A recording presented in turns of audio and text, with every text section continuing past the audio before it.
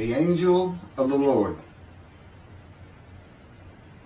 Rashi says in his introduction to Zechariah chapter 1, the prophecy of Zechariah is extremely enigmatic because it contains visions resembling a dream that requires an interpretation. We cannot ascertain the truth of its interpretation until the teacher of righteousness comes. Nonetheless, I will put my heart to recounseling the verses one by one, according to the interpretations that resemble it, and follow the interpretation of Jonathan. This is God's test for the Jewish people, in particular the Jewish leaders. God's test of who the descendant of David is. The man described in Isaiah 53, the teacher of righteousness. That's who Rashi, known as one of the first rabbis to say that Isaiah 53 described the people, the Jewish people, as the patriarch Israel. Then here he is in Zechariah saying we got to have the to know the truth of at least chapter 1 of Zechariah, to know its truth, because we can't do it, and no Jewish man, religious, academic, commentator, or otherwise, has ever had the answer to this. And yet this video is going to give it to you. Why? I'm a teacher of righteousness. This is Zechariah chapter 1, verses 7 through 12. That's the preamble that Rashi leads into before he starts his commentary. And this is in midrash form. That's where I take parts of a verse and interpret each in individual segments. Verse 7. On the 24th day of the 11th month of the second year of Darius, the month of Shabbat, this word of the Lord came to the prophet Zechariah, son of Berechiah, son of Edo. This word of the Lord. This verse continues with, in the night I had a vision, which is not a word of the Lord. The word of the Lord coming to Zechariah means the messenger of the words of God has come to Zechariah, who is the angel of God's presence, and the word of the Lord. Literally, that's his name. He has alighted upon Zechariah to bring a vision from God. Not a word, a vision. Verse 8. In the night I had a vision. I saw a man mounted on a bay horse standing among the myrtles in the deep, and behind him were bay, sorrel, and white horses. In the night I had a vision. There's a man on a horse standing in the myrtles. He is later referred to as the angel of the Lord, standing in the myrtles. The angel of the Lord alights upon and enters men, and my name, Hashem, is in him and can speak through the man. Zechariah has an angel with him who is his guide in the vision. The deep is like a valley Zechariah is looking down on, filled with myrtle trees, and then an open area below that is where the bay, sorrel, and white horses are. Verse 9. I asked, what are those, my Lord? And the angel who talked with me answered, I will let you know what they are. What are those, my Lord? Zechariah is not talking to the angel. That's an angel. It's not my Lord. Who answered, but who never lets him know what they are. he is asking the man standing among the myrtles on a bay horse about the horses in the open area and calls him my Lord. Verse 10. Then the man who was standing among the myrtles spoke up and said, these were sent out by the Lord to roam the earth. Then the man who was standing among the myrtles spoke up and said, again, this is midrash form. Okay, so the man standing in the myrtles answers the question of Zechariah, not the angel who is with Zechariah. Verse 11, and in fact, they reported to the angel of the Lord, who was standing among the myrtles. We have roamed the earth and have found all the earth dwelling in tranquility. And it's just like a dream. We have horses talking. You know, there could have been birds. Anything that can go far and go a long ways out and then come back. In this case, for this story or for this dream that was given to Zechariah, it's horses. And in fact, they reported to the angel of the Lord. They who reported are the horses who have gone to and fro throughout the earth, and they spoke the report to the angel of the Lord, who was standing among the myrtles. The angel of the Lord, who was standing among the myrtles, has alighted upon and entered the man standing amongst the myrtles. The angel of the Lord is using this man as his visible presence. You cannot see the angel of the Lord.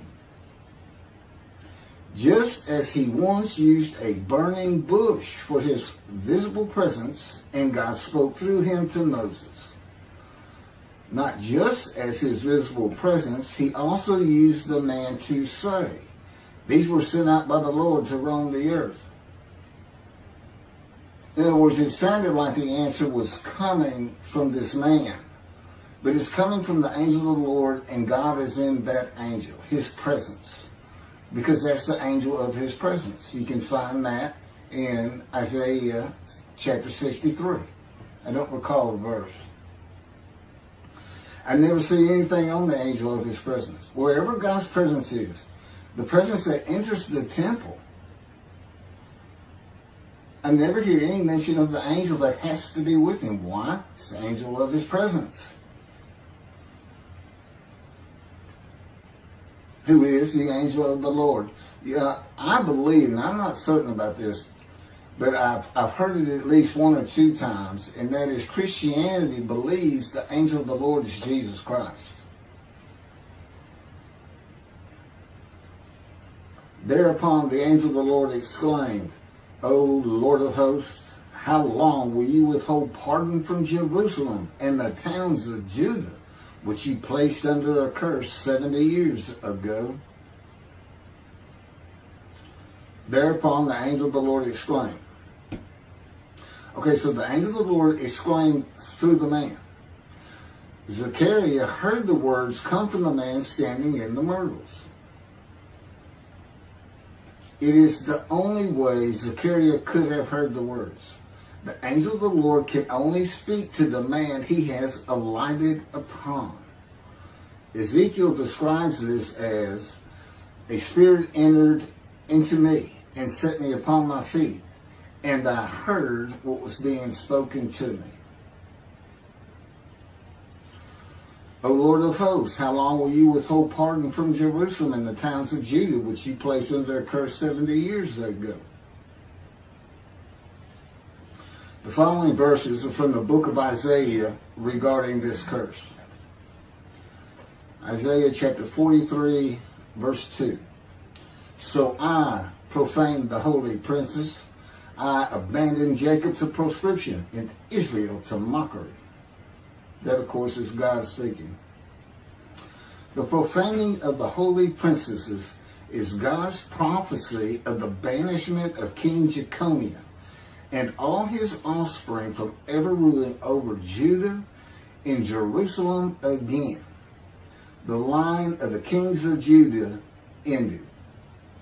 The line described king by king in the first book of the New Testament of Christianity. the line of Jesus.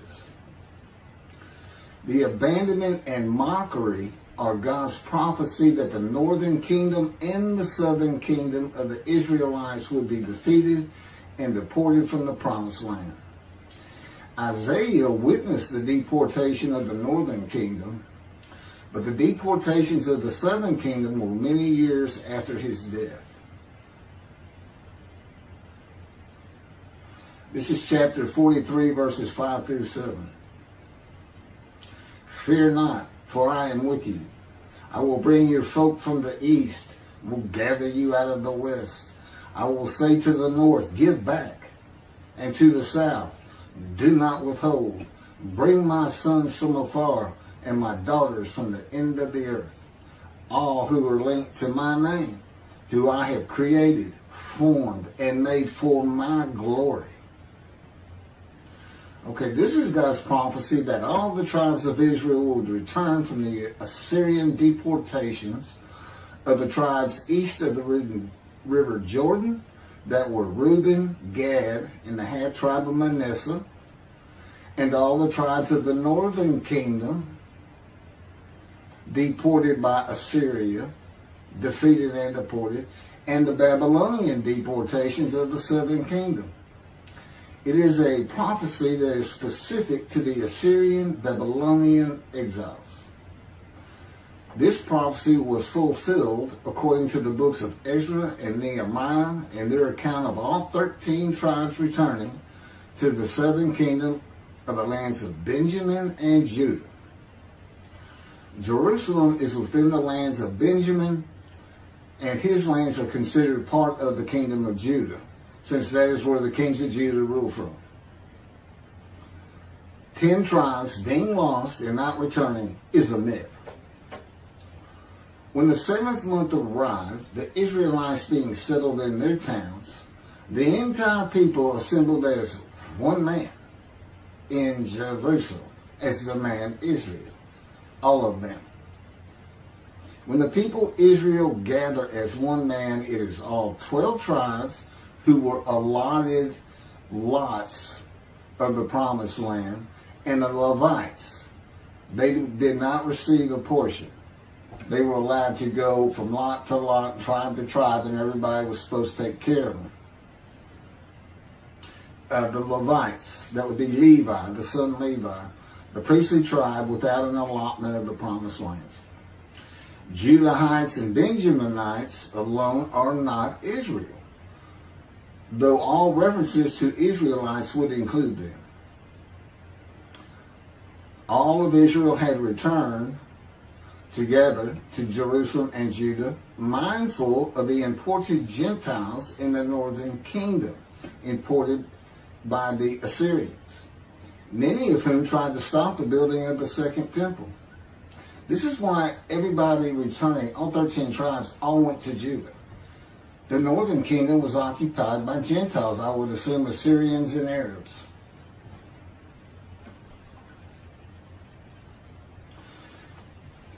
This is 1 Chronicles chapter 9, verses 2 and 3. The first to settle in their towns on their property were Israelites, priests, Levites, and temple servants, while some of the Judahites and some of the Benjamites and some of the Ephraimites and Manassesites settled in Jerusalem. That would be Ephraim and Manasseh. Manasseh was such a large tribe, it had to be broken in. It was broken in two. Half of it set up, their allotment was east of the river Jordan by about where Edom would be. And where that was the tribe of Gad. Not Edom, Gilead, where the Tishbite, Elijah, the Gentile, was an inhabitant. Ramoth Gilead. Manassites, Ephraimites, and Judahites were the tribes with the largest allotment of the lands of Abraham, and Jerusalem is in the lands of the Benjamites. Those are who just got mentioned. The 3 largest lot owners, okay, Benjamin, that's where Jerusalem is, he's important, and of course the priests, the Levites. So Ephraim and Manasseh were not lost tribes, as many believe from writings outside of the Bible. There never were lost tribes according to the Bible. Okay, so all 13 tribes returned and settled in new towns. The accounts of the deportations indicate there was not much left of the old towns. There is no account of how the new towns were settled, though it is unlikely it was based on prior ownership.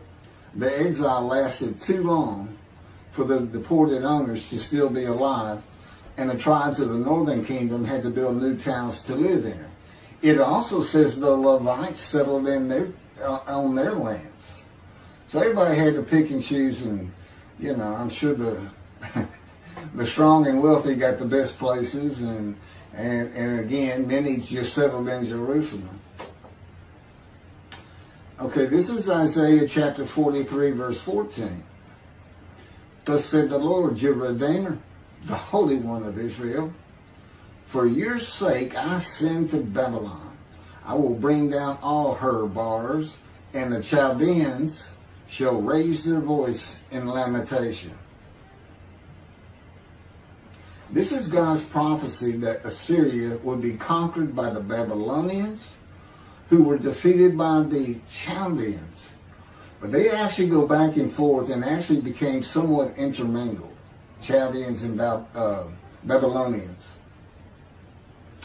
And that he would raise up the Gentile anointed king Cyrus of Persia to conquer them, to clear the way for all the tribes to return.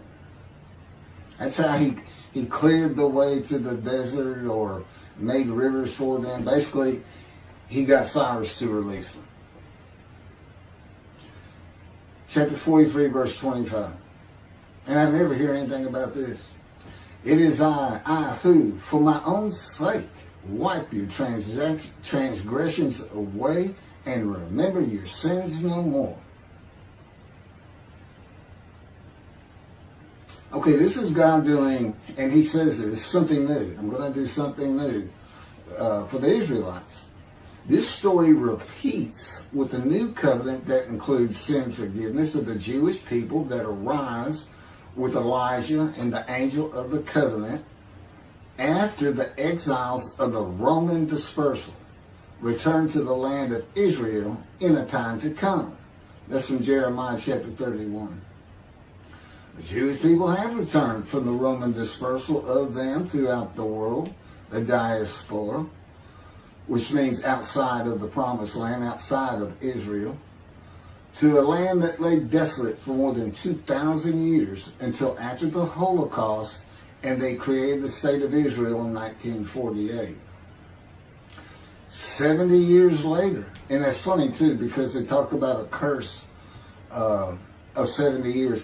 That 70 years, I believe, just applies to the last of 3 deportations of Judah and the defeat by the Babylonians.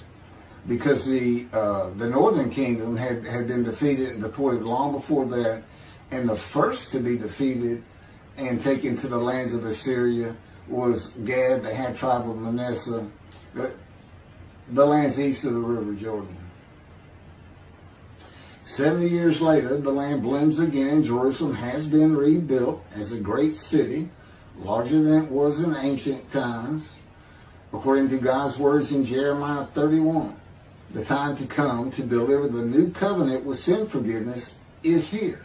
That's very important for the interpretation of at least chapter 1 of Zechariah. That means the angel of the covenant that you desire of Malachi 3 is on his way, followed by God and the messenger Elijah. And when God's third temple is built, he will return to it suddenly. This is the day of the Lord. That's Malachi chapter 3. Now, Zechariah is in Jerusalem, and the construction on the second temple is about to begin. Isaiah has written God's words of sin forgiveness, which would have removed the curse long before this, when they were returning, when the remnant of the 13 tribes was returning.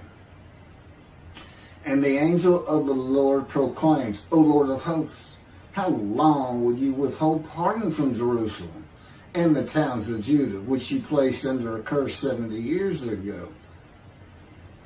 Okay, this vision of Zechariah and the words of the angel of the Lord through the man standing in the myrtles regarding the curse 70 years ago is to make Zechariah think and try to understand why the angel of the Lord would say this. From his perspective, the curse was lifted.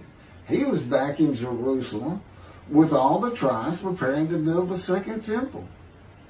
The vision is for Zechariah to find out how and when the curse was lifted. And that's important today, because this is the day of the Lord. The new covenant is here, and every single Jew throughout the world is forgiven of their sins right now. And that message has been given to me to be delivered. And it's not getting out there. It's just not getting out there. And that's what happened here. Because if you read Ezra and Nehemiah, it's clear they had no idea that their slates had been claimed. And sitting and continue, once you know that God has just said, okay, I'm not going to remember any of that. Let's all start fresh. I'm here with the covenant of friendship. Let's everybody start being observant Jews. Okay? Which would include going to Yom Kippur. Having a slate clean does not mean you have a lifetime now of sin forgiveness. The books of Ezra and Nehemiah reveal, this is how God had me write it down. This is from the book, Isaiah 53, in the day of the Lord, that was dictated to me. The books of Ezra and Nehemiah reveal that the 13 tribes did not know they had been right. We have to wait for the teacher of righteousness to know. And this is another thing I never see in this Messianic era that is taught, that is coming, is that God is with the descendant of David as he was with Moses. I mean, just right there with him.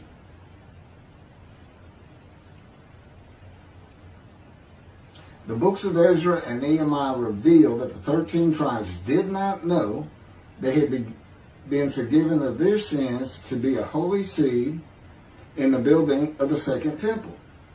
If people know they have been forgiven and have a clean slate from past transgressions against God and his laws, they are more likely to stop their sinful ways and abide by his laws in the future.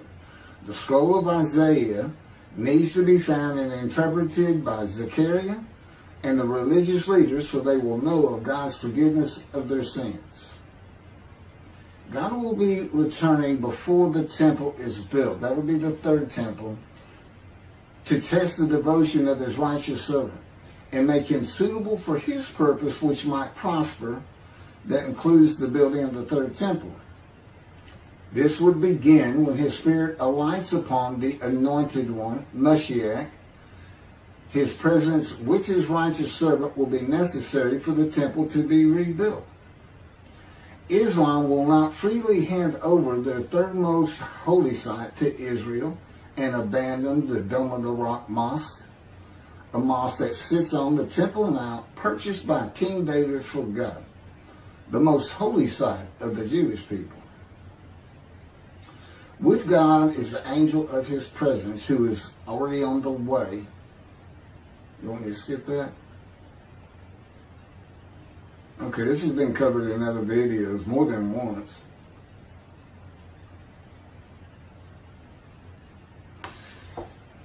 The prophet like Moses will have other similarity to Moses beyond writing God's words at his command and direction.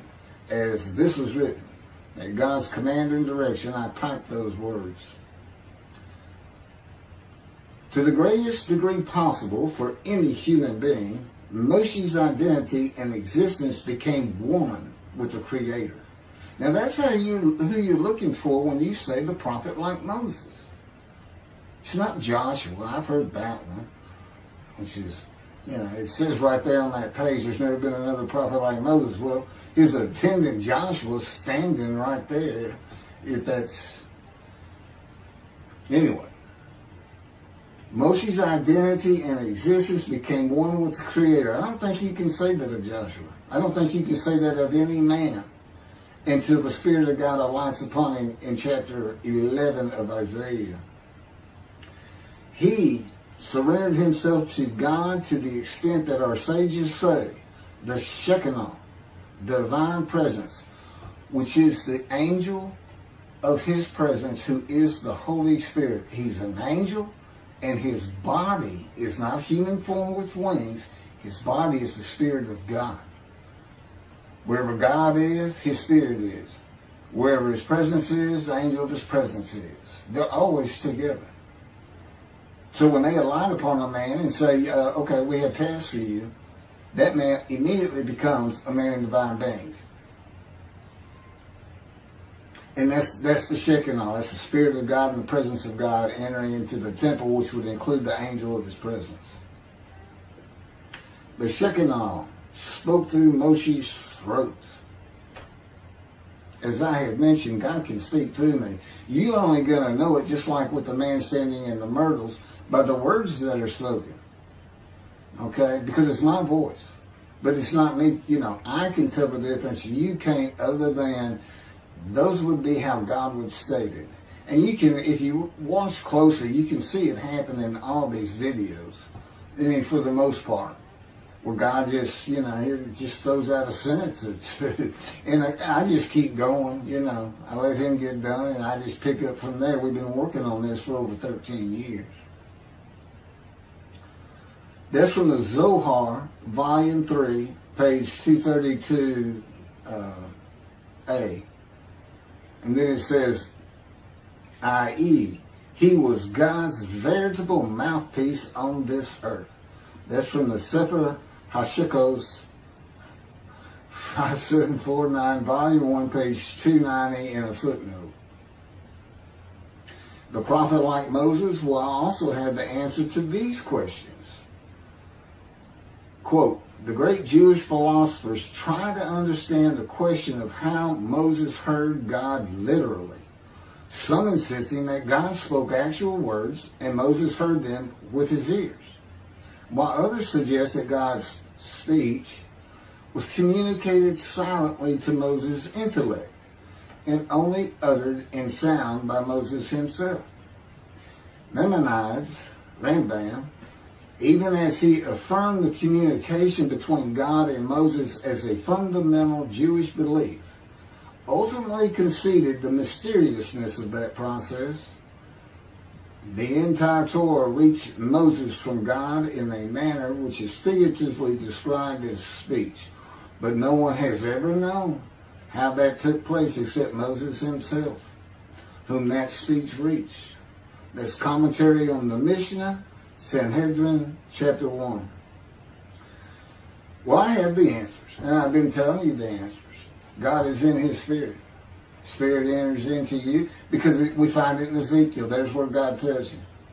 God was telling Ezekiel, Ezekiel, get up on your feet. Ezekiel says, at that very moment, a spirit entered into me and I could hear the words of God. There it is. When he enters him. Now, he's not hearing that through his ears. There's the first question answered. It's not to your ears. And there is a silent knowing. That's what we call it, what God has taught me. Now, generally, I just hear words as though they came in through my ears and they're in my mind, as though my eyes and my ears had perceived. But he can put just knowledge into my mind without uttering a word. And it's kind of can be pointed out easiest with when he comes to a man, and like he came to Samuel, and Samuel just says, here I am. It's as though before he speaks to you, and this is what happened with me, he put in a knowledge in my mind that the God of creation was about to speak to me. And so when he did speak, it was as though he had always been there speaking to me. Not unlike how Adam would have felt.